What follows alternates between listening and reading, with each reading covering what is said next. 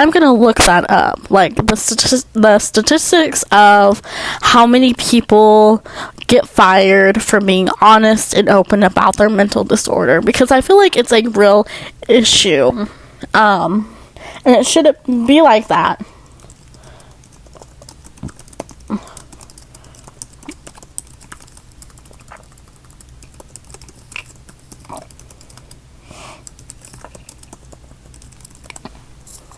I don't know, guys. I'm looking up, how many people get fired for being honest about their mental illness at work. However, I will say it's different when you disclose your mental illness before you get hired versus you knew about it all along and you didn't tell them, and you said you didn't have a mental illness, and then you disclose it after you get hired and you've been there.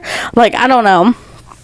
I disclose my mental illness with my boss, and I don't know, there are some times when I feel like,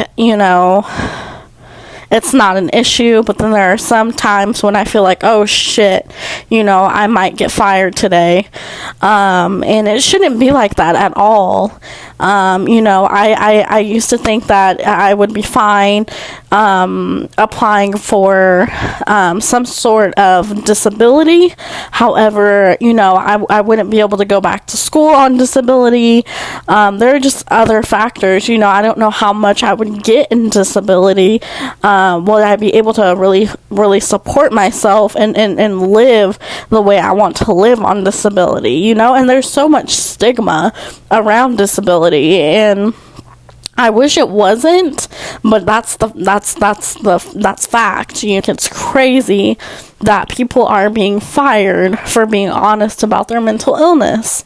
There should be programs, and there should be programs with companies, like little workshops to help you cope with your mental illness, rather than getting your hands slapped and getting fired for being honest with having a mental illness. You know what I'm saying?